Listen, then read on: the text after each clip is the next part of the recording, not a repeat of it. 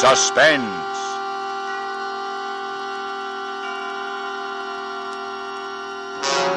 Radio's outstanding theater of thrills bring you an hour, a full 60 minutes of suspense. Directed by Anton M. Leader and produced by Robert Montgomery. Tonight, two great suspense dramas. John Collier's Wet Saturday and W.F. Harvey's August Heat. Performed by two distinguished casts of radio actors. Two complete stories joined in 1 hour of suspense.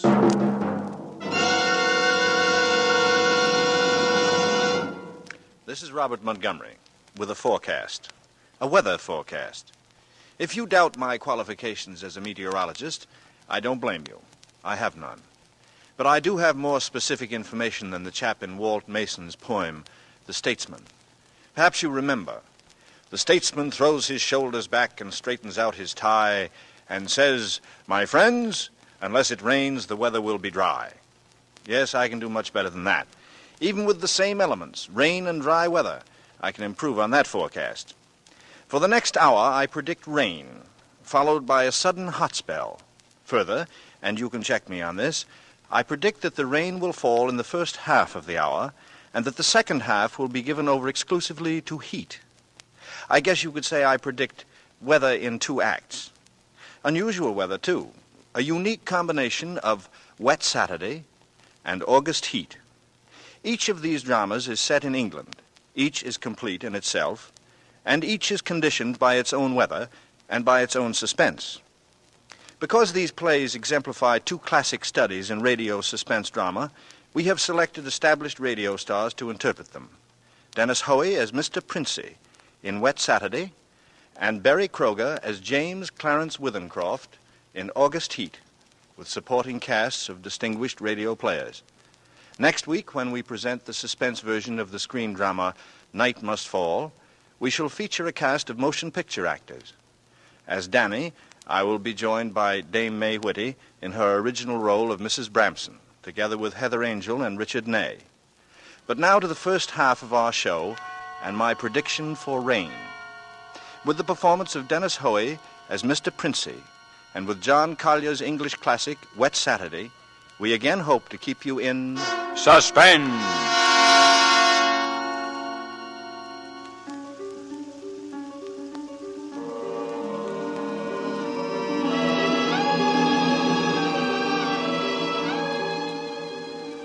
On this rainy afternoon, we should like you to meet the Princey family and their visitor. They are, of course, at home. Mrs. Princey, daughter Millicent, George, the son and heir, sprawled on a couch, and finally Mr. Princey, biting on a dry pipe. Their living room is dull and overstuffed. Rain beats at the windows. They are any middle-class family at home on a wet day, except for one small item. As you sit with them in the living room, you can see, through the door to the sun porch, a pair of man's feet, encased in black boots. They look like the feet of a curate. There is a tenseness in the room. The air is charged with excitement, but the feet are very still.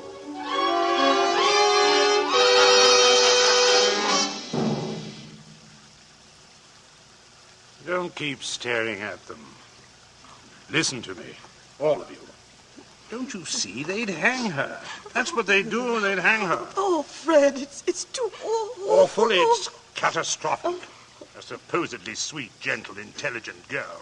Respected. Loved by the whole village doing a thing like this. Think of the publicity, the disgrace. You think I'm going to resign from the bench? The vestry? Sell out? Live in some foggy hotel abroad? Oh, no. No, I'll kill myself. I will. Don't be a fool. Any more than you have been, the governor means. Be quiet. It wouldn't be so bad if it were you, George. Everybody in the village knows you're not responsible. George. Yeah? Get off that couch. Sit up on your spine. You might be of a little use here, if you could think. Oh, but I say, Governor, this isn't my funeral. Shut up. As long as I can remember, George, you've been a trial and a tribulation to me. I can't stand it. I can't stand it. You've got to stand it, my dear. And keep that hysterical note out of your voice. Do you hear? Yes. We are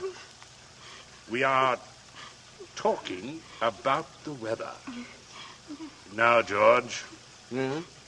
George, if he fell down the old well, say, striking his head several times, what about him, hmm? I really don't know, Governor. What about? Don't be an ass. I'm asking you to think. He'd have had to hit the side several times, 30 or 40 feet. And at all the correct angles. No, I'm afraid not. I'm afraid not. We'll have to go over it all again, Millicent. Oh, no, Father, no, I couldn't. Millicent, we must go over it all again. Fred, you're torturing her. Oh, face facts, Mater. With him lying there, it's no use pretending it's a picnic. They might hang you, Millicent. Oh, stop that shaking. Stop it here. You must stop it. You must keep your voice quiet, Millicent. Millicent! We are talking of the weather. Now, we will proceed. I can't. Not with those boots there. Oh, should have thought of that, Millie. I'm not moving her. Sit up, George, and stop shuffling your feet. Now, Millicent, look at me. Answer me truthfully. You hear? Answer me. You were on the croquet court. Yes. Who knew you were in love with this wretched curate? Oh, the whole village knows. They've been sniggering about at the pub for 3 years past. Shut up, George. Millicent, we continue. You were on the croquet court. Yes. You were putting the croquet set in its box. Yes. It was starting to rain. I was carrying the balls and the mallets into the sun porch. The box was there. You heard someone enter the garden gate and come across the yard. Yes. Could you see who it was? Not at first. I was going into the sun porch. I threw down all the mallets, but the red one, and turned around. It was Withers. Yes. So you called him? Yes. Loudly? Oh.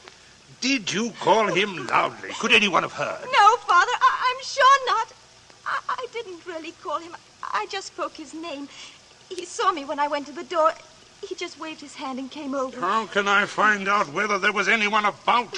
Whether he could have been seen? I'm sure not, Father. I'm quite sure. Right, so you went onto the sun porch. Yes, it was raining hard then.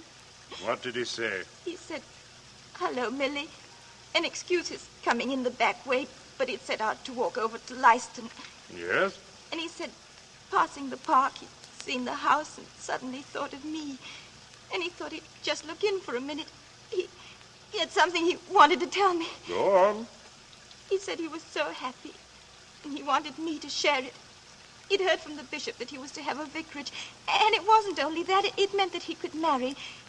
And he began to stutter and get all confused. And of course I thought he meant me. Don't tell me what you thought. Tell me exactly what he said and nothing else. Well... Oh, no. Stop crying. It's a luxury you can no longer afford. Tell me what happened. He said, no. He said, it wasn't me. It's Ella Bragdon Davis. And he was sorry and all that. And then he went to go. And then? I went mad. He turned his back. I had the red mallet of the croquet set in my hand. I'd forgotten to drop it when he came in. I went... Did you shout or scream? I mean, as you hit him. No, I'm sure I didn't. Did he? Come on, speak up. No, Father. And then? I threw it down. I came straight in here. I went to look for Mother, that's all. Oh, my poor baby. And you're sure no one else was about? No one, no. Leave the child alone, Fred. Oh, not such a child, Major. Oh, Millie, I had no idea. Keep quiet, I'm thinking. You see, George, he probably told people he was going to Leiston. Certainly no one knows he came here. But he didn't decide until he crossed the park. He might have been attacked in the woods. You must consider every detail. A curate with his head battered in. Don't, Father, don't. A curate with his head battered in. Who would want to kill Withers? Who'd kill Withers? Well, I would. With pleasure. How do you do, Mrs. Princess?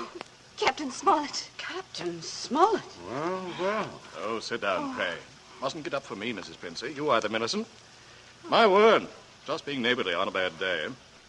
I wanted to ask you about those dahlia bulbs, Princey. Mm-hmm. Took a shortcut on account of the rain and walked right in. Knew you wouldn't mind. He heard you, Father. My dear, we can all have our little jokes. Don't pretend to be shocked.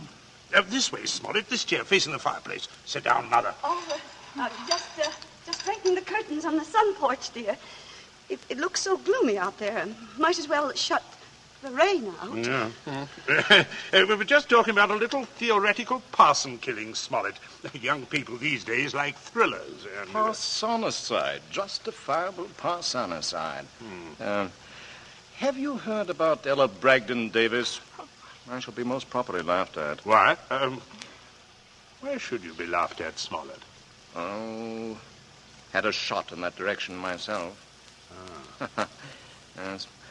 She half said yes, too. Hadn't you heard? She told most people. Now it'll look as though I got turned down for a white rat and a dog collar. Too bad. Oh, well. Fortune of war, you know. Yes, fortunes of war. Odd how it happens, isn't it? Sit down, Smollett. Mother, Millicent, console Captain Smollett with your best light conversation. George and I have something to look at outside. This rain, bad, very bad. Come on, George, come on. Right, Come on. Governor, right. Perhaps we'll leave raincoat. Oh, no, I don't think so. Just make yourself at home, Smollett. Make yourself at home. A cigarette, Captain Smollett? Yes, thank you. Thank you. Nasty day to be going out.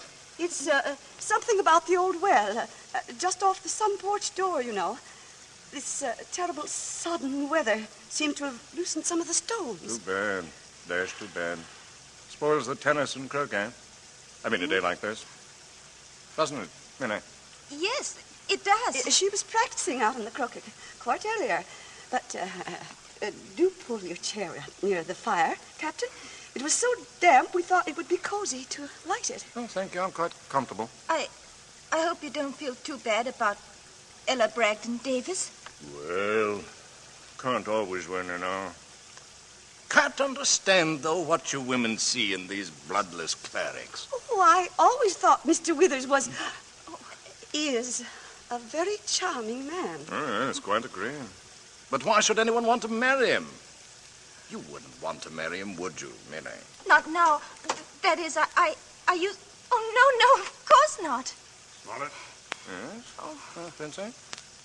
Oh, good Lord, man. You do come in on a fellow sudden, eh? Yes, I did. Oh, don't mind this old double-barrel shotgun. Been working on it. Smollett, may I have your attention for a minute? There's something on the sun porch I'd like to show you. Yes. Yes, of course. Smollett, George and I went out to see if we could shoot some rats which have been driven out of the old well by the high water. Afraid they might get into the house, you know. Now, you must listen to me very carefully. Very carefully. Or you will be shot. By accident. Princey, what's gotten into you? Well, you heard me ask as you came in who would kill Withers. You also heard Millicent make a comment. An unguarded comment. Well, what of it? Very little. Unless you were to hear that Withers had met a violent end this afternoon. And that, my dear Smollett, is what you are going to hear. What? Withers? Dead? Yes.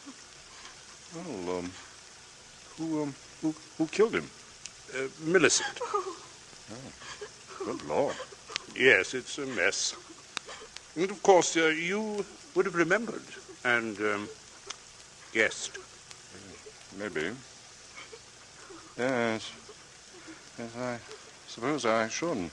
Therefore, you constitute a problem. Yes, but Why did she kill him? It's one of those disgusting things, you know. Pitiable, too. She deluded herself that he was in love with her. Good heavens. Minnie? Ah. Yes, of course, I see. He told her about the Davis girl. Ella Bragdon Davis. I understand. I've no wish, as you will comprehend, that you should be proved either a lunatic or a murderess. I could hardly go on living here after that. Besides, I'm rather fond of Millie. Curate. On the other hand, you know about it. Yes, I see. That, makes me a problem. Mm-hmm. You're, wondering if I could keep my mouth shut if I promised. I'm wondering if I could believe you. But, if I promised. If things went smoothly, yes. But not if there was any sort of suspicion, any questioning. You would be afraid of being an accessory. I don't know. I do. What are we going to do? Well, I can't see anything else. You would, never be fool enough to do me in. Can't get rid of two corpses, you know. I regard that as a better risk than the other. Could be an accident, you know, or you and Withers could both disappear. There are possibilities in that. Oh, see here, you can't... I can, but there may be a way out. There is, Smollett. You gave it to me yourself. I did? Mm-hmm. What? You said you would kill Withers. You have a motive. Oh, look here, I was joking. Listen, Smollett. I can't trust you. You must trust me. Else I will kill you now in the next minute. I mean that. You can choose between dying and living. Go on. There's the old well just outside the sun's porch door. That's where I'm going to put Withers. No one outside knows he's come up here this afternoon. No one will ever look in there for him unless you tell them. Now, you must give me evidence that you have murdered Withers. I murdered him. Why do you want that?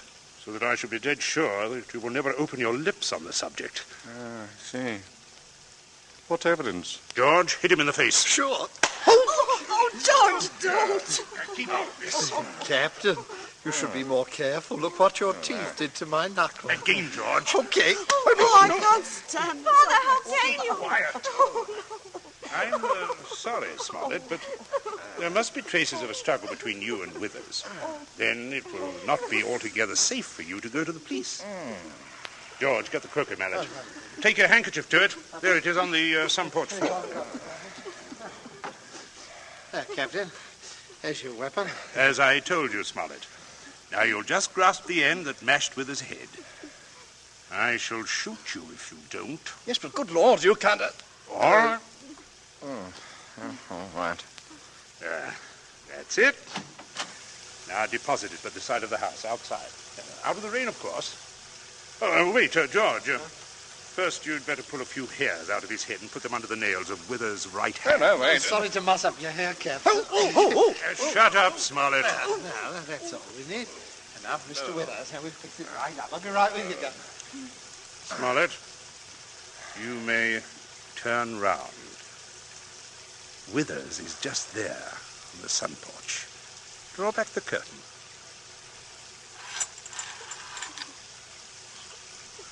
Good Lord. Yes, messy. Now, you, Smollett, you've just got to drag him through the door and dump him in the old well. Just beyond the door, Captain. I won't touch it. All right, stand aside, out of range, George. Any place where I want this shot to go, only one place. Oh, Father, Keep quiet. Keep out of this. My aim is none too sure. No, wait a minute. Wait a minute. I propose. That's better, Smollett. Much better. Go on now. Go ahead. You have to take him outside. By the shoulders, what to do, Captain. Keep quiet, George. Go on, Smollett. Go on. You've seen a dead man before. Drag him. Drag him. There we go. I'll just hold the gun here to make sure everything goes all right. Oh, come away from the window, dear. Don't look. Captain, Father, Oh, your father is a very resourceful man, Millicent. I'm sure what he's doing But is... the captain, I can't Oh, stand you it. mustn't question your dear father. I say, you can still at it. There's enough trouble around here without your blubbering. Don't you call me blubbering, George Princey. Everything is perfectly safe. Remember, no one knows that Withers came here. Everyone thinks he walked over to Leicester. That's 5 miles of country to search. They'll never look in our well. Do you see how safe it is? I guess so. Good heavens, man, you're dripping wet. Why didn't you slip on your raincoat? Tea ready, my dear? In just a minute, dear. I'll wait for Bridget. Exactly what you need, Smollett, a cup of tea. Best thing in the world to ward off a cold. Sit down, won't you? Sit down. Oh, don't mind getting the chair wet. Thank you. A cigarette? Help yourself. I stick to my pipe. Funny how you get attached to them. My wife always says, See, Mrs. Princey, everything's hot, ma'am. Oh, yes, Bridget. Put the tray in front of me. Here on the table. I That's it. say, Captain, you've cut your lip. I just knocked it. Oh, why, how dreadful. Here, Bridget. Here. Give the captain this cup. No, thank you. I think I'll be running along if you don't mind. Why, Captain Smollett? Without any tea? If you don't mind, Mrs. Princey, if I could just have my raincoat. Oh, I'll get it for you, Captain. This is very distressing, Smollett. Very. Yes, well, I'll be all right presently, I'm sure. Here you are, sir. Let me help you. Thank you, young man. There. Better go out the front way, Smollett. Walk is dry. Let me hold the door for you, Captain. And don't worry, old fellow. Don't worry at all. No, I won't. Oh. Good afternoon. Nothing serious, I imagine. A little rest and you'll be as right as rain. By the way, Millicent, you're not looking any too well. Oh, not well at all. I'm sure it was the croquet court. Being outdoors in weather like this is simply foolhardy. Oh, the Major's right, Millie. You saw what happened to Captain Smollett. Come along, dear. I shall give you a hot foot bath and put you to bed. A couple of days in bed and you'll be fine, dead. Get plenty of rest, Millicent, and don't worry about a thing. That's the best cure. I guess I'll have a little rest too, Governor. It's a fine afternoon for a nap. Indeed it is, son. Indeed it is. Well, enjoy yourselves. I'll see you later. I'll see you all later.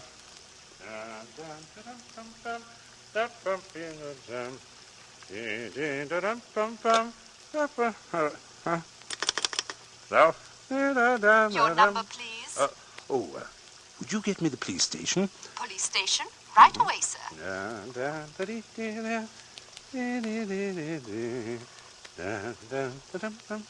Police headquarters, Sergeant Yancey speaking.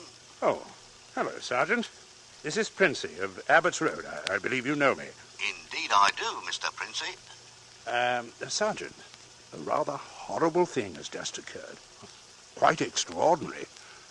Murder, in fact. Murder? Mm-hmm. I'm afraid it looks rather bad for a close friend of ours, unfortunately. We saw him do it. I think you'd better send someone over right away. Our man should be there right about now, Mr. Princey. I beg your pardon? I say our man should be there now. Constable Martin has his post right below your house there. I just rang him. Seems Captain Smollett was with him. Captain Smollett? He reported some rather queer goings-on at your place, but I certainly didn't understand it was murder.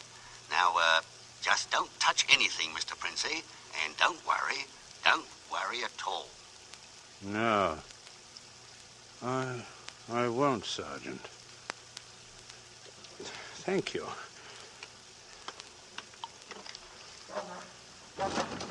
Where are you, Governor? Right here and stop shouting. We have some visitors, Governor. Yes, I can see that. Well, Constable, good afternoon. Mr. Princey? And Smollett, I say, what a remarkable fellow you are, coming back like this.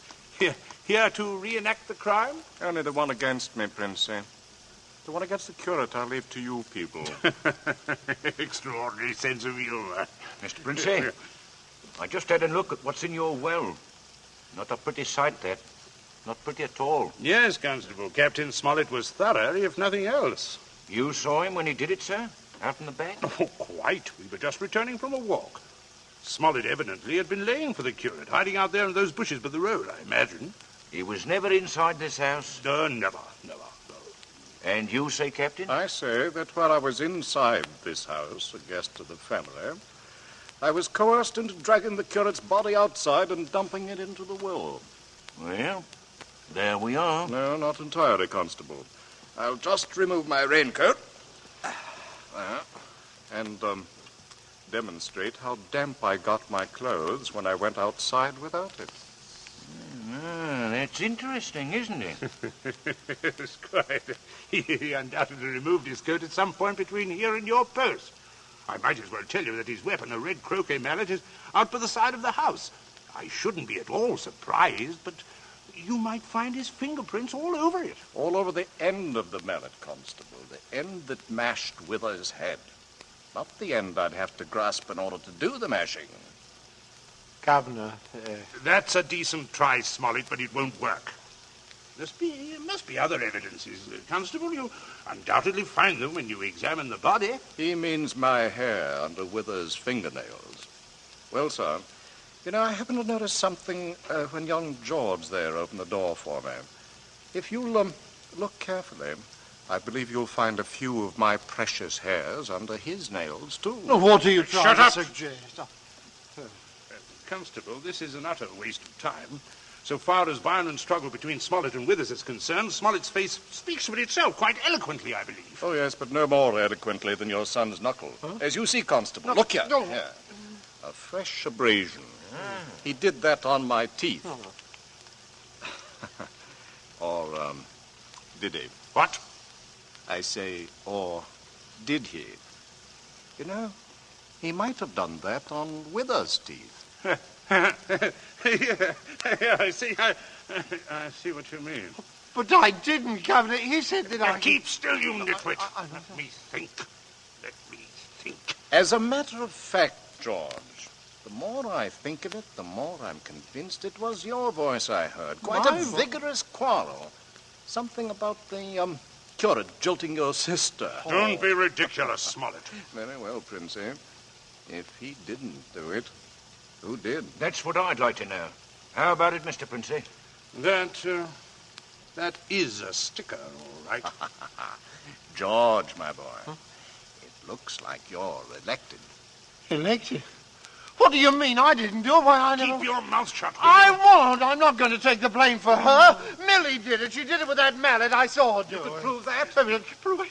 Oh, yes, her fingerprints on the mallet, on the handle. Why, George, don't you remember when you made me touch the mallet? Huh? When you picked it up with your handkerchief? George, I'm sure you wiped that handle clean. Oh, well, yes. I could hardly expect you to remember that if you, can't even remember killing the curate. Governor... I told you to keep still, George. I'm thinking. Oh, Governor, you're not going to stand there and let him say that... As long as I can remember, George, you've been a trial and a tribulation to me. You shouldn't have done it, George. You really shouldn't have done it. Now, let's all have a cup of tea. Nothing like it in weather like this.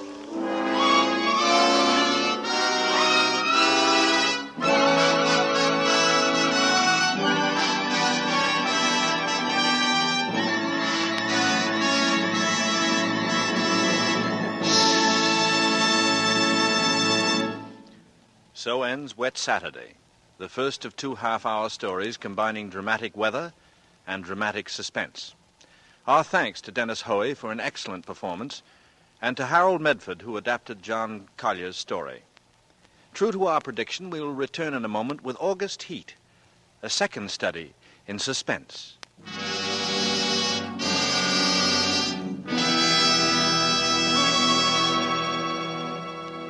This is CBS, the Columbia Broadcasting System. And now, back to our Hollywood soundstage and to our producer, Mr. Robert Montgomery. The rains of Wet Saturday are gone.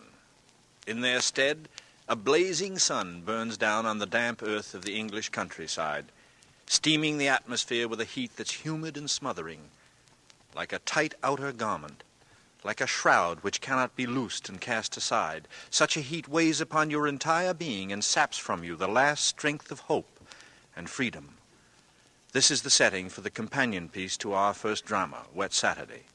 This, then, is August Heat, the second of 2 suspense dramas complete in this hour. And now with the performance of Barry Kroger as James Clarence Withencroft, and the reappearance of Dennis Hoey as the man, and with W.F. Harvey's August Heat, we promise a narrative well calculated to keep you in Suspense.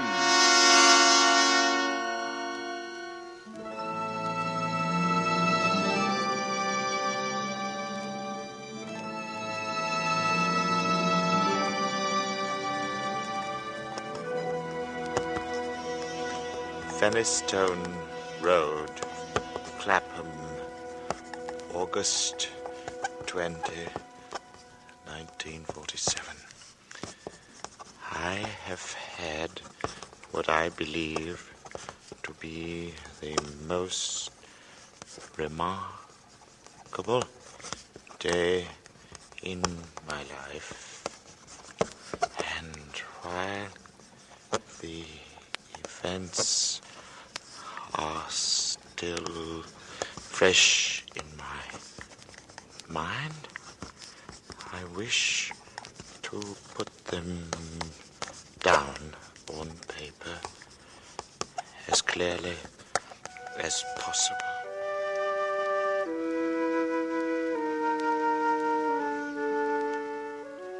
Let me say at the outset that my name is James Clarence Withencroft.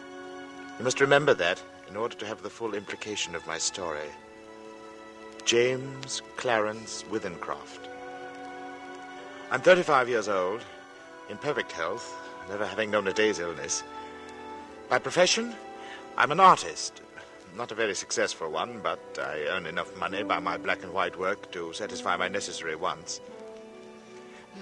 My only near relative, a sister, died 5 years ago, so that there is no one in particular to whom I address this manuscript. Only you, who might by chance read it someday. For, because of the peculiar circumstance about which you will soon hear, I have the strong premonition that I shall never live to tell anyone about it.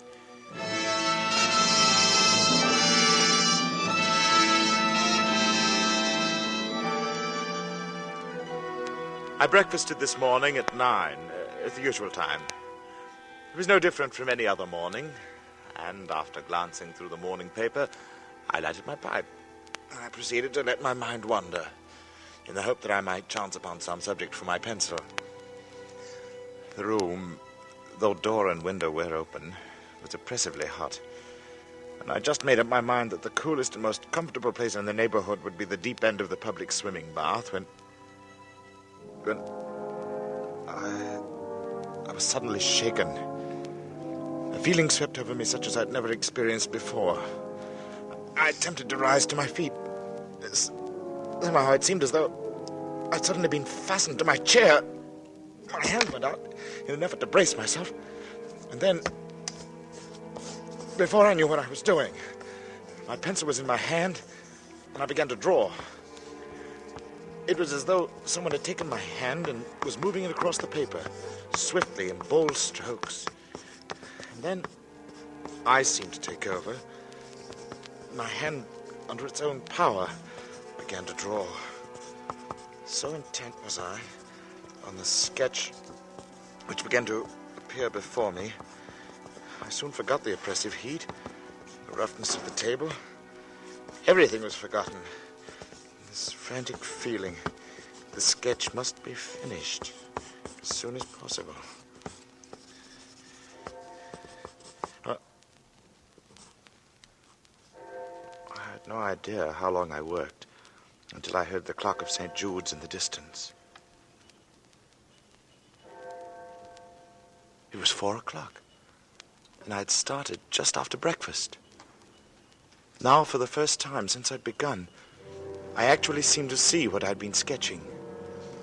I was surprised.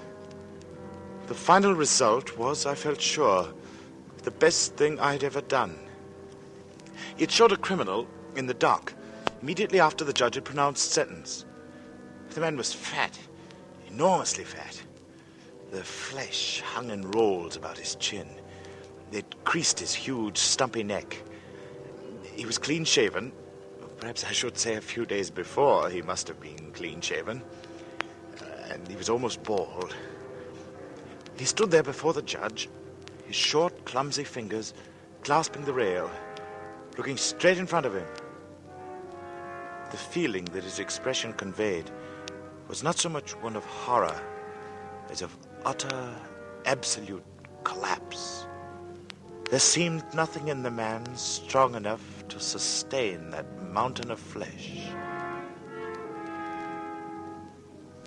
And then I saw that the sketch was not complete, for the man's other hand seemed to be clutching an instrument of some kind, of weapon, but had not been completed. I had made this sketch, yet I had no recollection of what I'd intended the man to carry in his other hand. I took up my pencil again, and I attempted to fill in the fuzzy outline. It was useless. It was as though my fingers had suddenly turned to lead. I sat down, and I felt the moisture slowly forming on my forehead.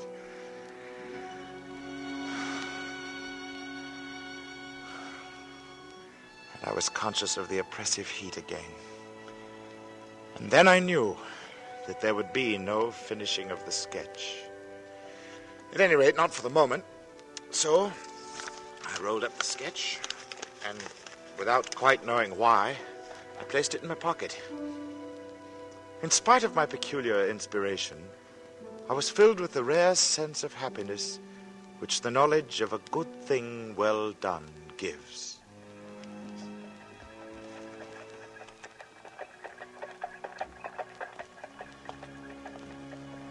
I believe that I set out with the idea of calling upon Trenton, for I remember walking along Lytton Street and turning to the right along Gilchrist Road, at the bottom of the hill where the men were at work on the new tram lines. From there onward, I've only the vaguest recollection of where I went. Through parks, along crowded streets, always fully conscious of the awful heat that came up from the dusty asphalt pavement as an almost palpable wave. And I remember, too, the hollow sound of my footsteps as I moved along. Although walking aimlessly, I somehow knew that there was a goal, something to which I was drawn. I longed for the thunder promised by the great banks of copper-colored clouds that hung low over the western sky. I must have walked 5 or 6 miles. I've really no idea how far I walked, when a small boy roused me from my reverie. Got the time, mister? 20 minutes to 7. Thanks. Hot, isn't it? Yes. When he left me, I began to take stock of my bearings. I found myself standing before a gate that led into a yard bordered by a strip of thirsty earth. There were flowers, purple stock and scarlet geranium, and great numbers of bees droned over them. I stood looking down at them a moment. And then for some reason I looked up. Over the entrance to the place, there was a board with the inscription, Charles Atkinson, monumental mason worker, in English and Italian marbles.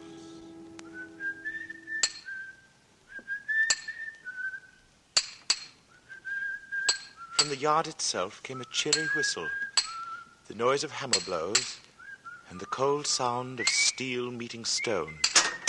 A sudden impulse made me enter, and I went in the direction of the noise. There was a man sitting with his back towards me. He was busy at work on a slab of curiously veined marble. He was not conscious of my presence as I stood there watching him for some time. Then, without turning, his hammer stopped in midair as he was about to bring it down on his chisel. He looked up, And then he held his position a moment before turning. But I knew that he was aware of my presence. And when he turned, I saw his face. It was, although I had never seen him before, it was the face of the man I'd been drawing.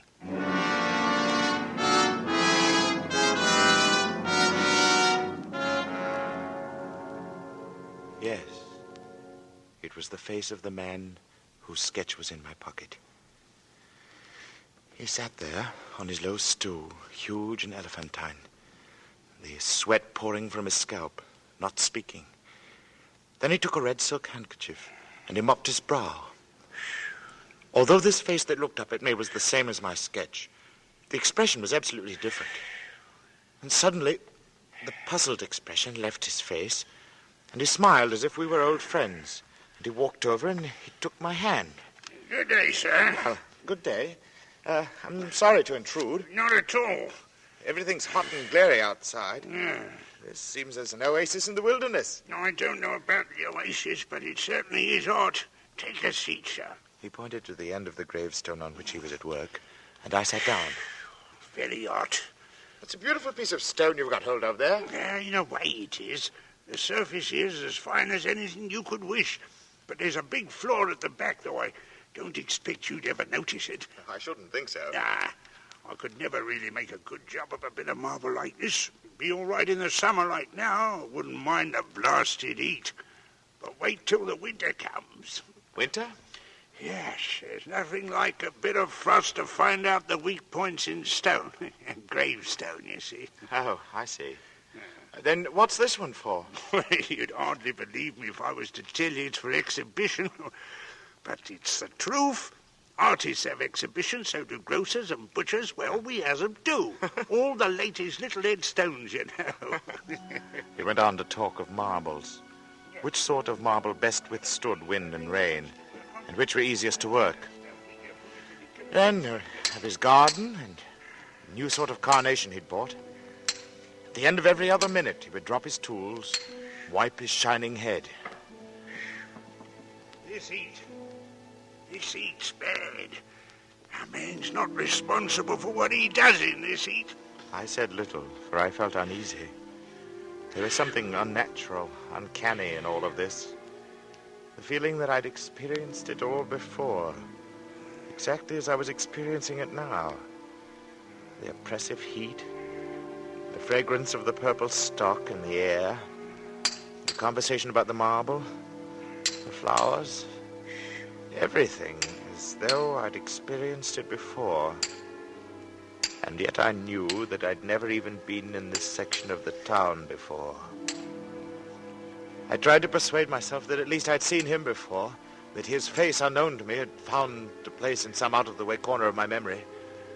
But I knew that I was practicing little more than a plausible piece of self-deception. As I sat there quietly watching him, he looked up at me, and he said, Yeah, what do you think of that? He said it with an air of evident pride, of a job well done. I could sense that he was experiencing the same feeling I had experienced when I'd finished my sketch. Then he got up with a sigh of relief. Hot. Hot, ain't it? I was seated in such a position that I was unable to see his work, and for some reason I didn't move.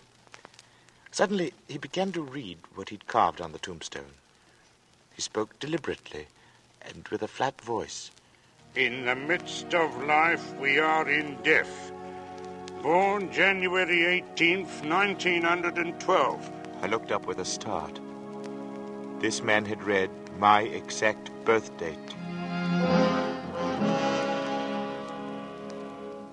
He passed away very suddenly on August 20th, 1947.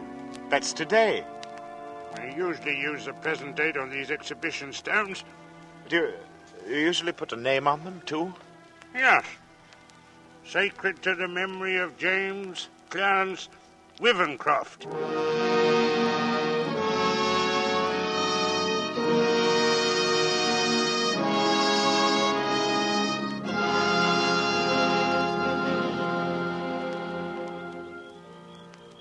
just sat there in silence.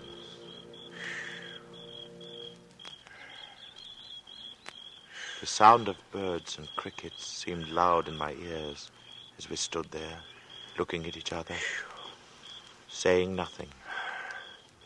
And then he mopped his brow again. Art. I was finally able to speak. Where did you see that name? Oh, I didn't see it anywhere. I wanted some name, and I put down the first one that came into me head. It's a strange coincidence, but it happens to be mine. That's your name? You're James Clarence Withencroft, yes. Well. And the dates? I can only answer for the birth date. It's correct. Oh. It's a rum go. I made a sketch this morning. Of you. Of me? What, you've never seen me before? No. Oh. I took my sketch from my pocket, and I showed it to him. As he looked, the expression on his face altered, until it became more and more like that of the man I had drawn. It was only the day before yesterday that I told Maria there was no such things as ghosts. Neither of us had seen a ghost, but I knew what he meant. Then I spoke to him. You probably heard my name someplace. Yes. You must have seen me somewhere and forgotten it, huh? Yes. Yeah, were you at Clacton-on-Sea last July? No. No, I've never been to Clacton in my life. Oh. Then we were silent for some time again. And we stood there, looking at one another, and at the two dates on the gravestone. And the birth one was right, and the other was today. Come inside and have some supper.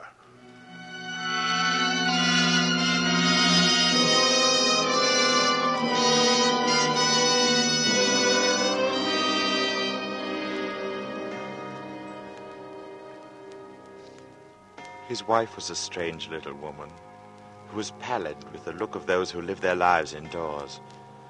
Her husband introduced me as a friend of his who was an artist, and informed her that I was staying to supper. I spoke, making some comment that I hoped I would not be an intrusion, and she looked up at me. She said, You have a pleasing voice, Mr. Withencroft, and you're welcome in my home.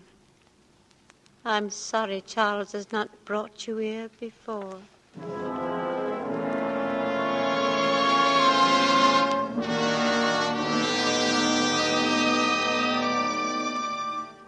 Very little was said during the meal, and after the sardines and watercress had been removed, she walked over to a cupboard, and she took down a thin black book, and as she handed it to me, she spoke. Would you read aloud, Mr. Withencroft? Puzzled, I looked down at the book which she'd opened and placed before me. It was a very tiny book. The Prophet, it was called, by an author unknown to me, with a strange Eastern name, Khalil Gibran. And my eyes fell across the page, and suddenly I was reading aloud, as she'd asked me to. Then Almitra spoke, saying, we would ask now of death. And he said, you would know the secret of death. But how shall you find it, unless you seek it in the heart of life? The owl, whose night-bound eyes are blind unto the day, cannot unveil the mystery of light. If you would indeed behold the spirit of death, open your heart wide unto the body of life. For life and death are one, even as the river and the sea are one. In the depth of your hopes and desires, lies your silent knowledge of the beyond. And like seeds dreaming beneath the snow, your heart dreams of spring. Trust the dreams, for in them is hidden the gate to eternity. Your fear of death is but the trembling of the shepherd when he stands before the king whose hand is to be laid upon him in honor. Is the shepherd not joyful beneath his trembling that he shall wear the mark of the king? Yet is he not more mindful of his trembling? For what is it to die but to stand naked in the wind and to melt into the sun? And what is it to cease breathing but to free the breath from its restless tides, that it may rise and expand and seek God unencumbered? Only when you drink from the river of silence shall you indeed sing. And when you have reached the mountaintop, then you shall begin to climb. And when the earth shall claim your limbs, then shall you truly dance.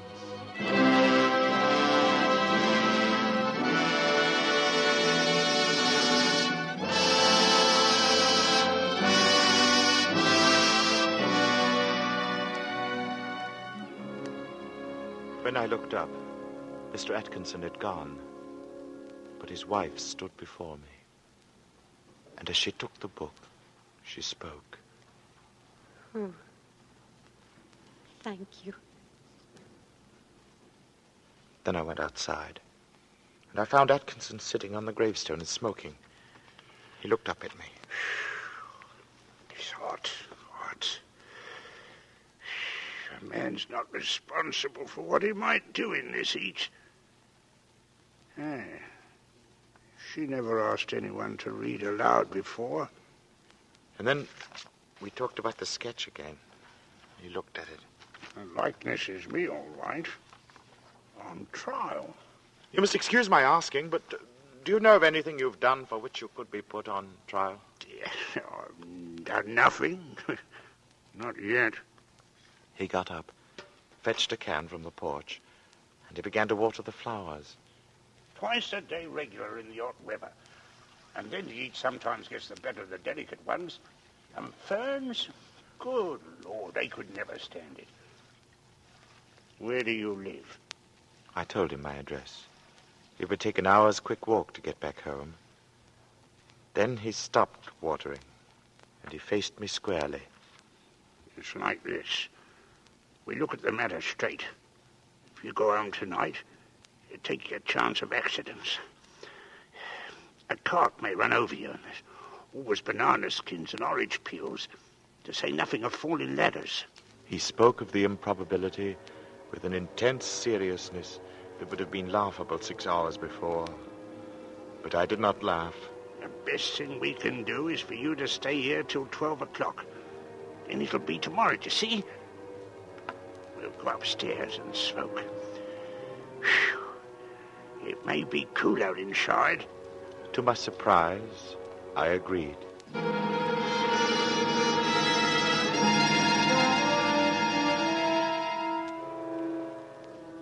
We are sitting in a long, low room beneath the eaves. Atkinson has sent his wife to bed. He himself is busy sharpening some tools and a little oil stone, smoking one of my cigars, the while. And as I look at my sketch before me, I suddenly see the fuzzy outline of what the man in the picture holds in his hands. While I had not been able to sketch it before, I am able to do so now. It is a chisel. It is stained with dark liquid.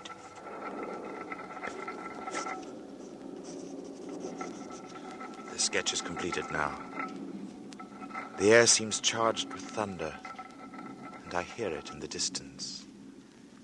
It is ominous, but it carries the hope of rain. Perhaps this damnable heat will be broken soon, and the day will soon be over. is close to 12. In seconds, the day will be over. I am writing this at a shaky table before the open window. The leg is cracked, and Atkinson, who seems a handyman with his tools, is going to mend it as soon as he has finished putting an edge on his chisel. There. It is 12. The day is over, and I shall be going home. But the heat is stifling.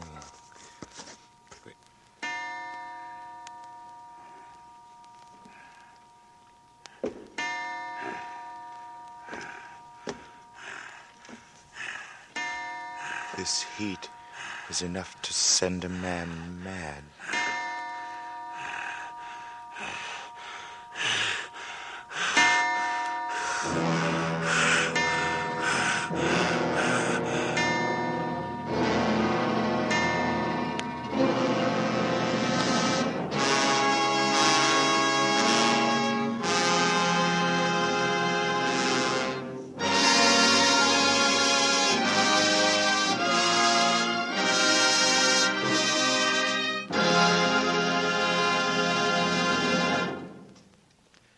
This is Robert Montgomery again, with thanks to Barry Kroger and Dennis Hoey for superb performances in August Heat, and to Mel Dinelli, who adopted W.F. Harvey's story. Our appreciation and our applause, too, goes to the cast of both plays who made our weather experiments so very successful. Next week, we'll turn a full hour's attention again to the English scene and to Emlyn Williams' great play, Night Must Fall. You'll meet Mrs. Bramson, Olivia Grain, and Hubert Laurie. And you'll meet Danny with the quick smile, happy, cheerful Danny, whose appearance is as pleasant as the melody that's always with him.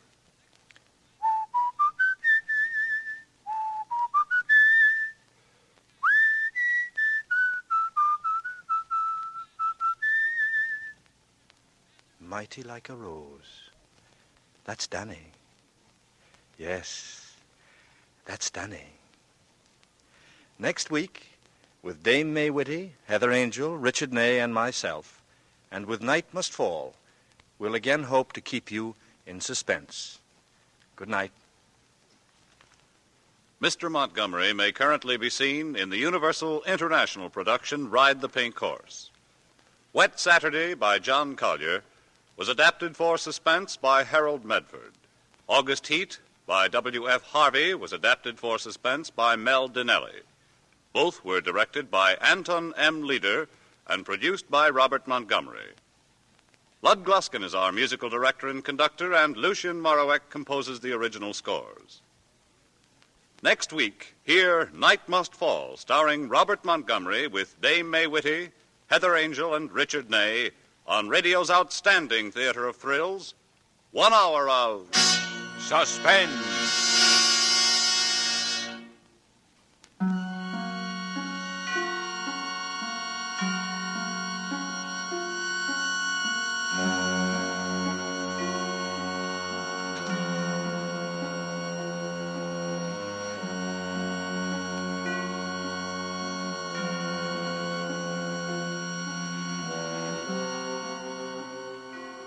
A program you won't want to miss. That's Report Card, the next production of the famed CBS documentary unit. Overcrowded schools, out-of-date equipment, and a shortage of trained teachers, all of these are contributing to a breakdown in American education. For a dramatic report, hear Report Card Wednesday, March 24th over many of these stations. This is CBS, where 99 million people gather every week, the Columbia Broadcasting System.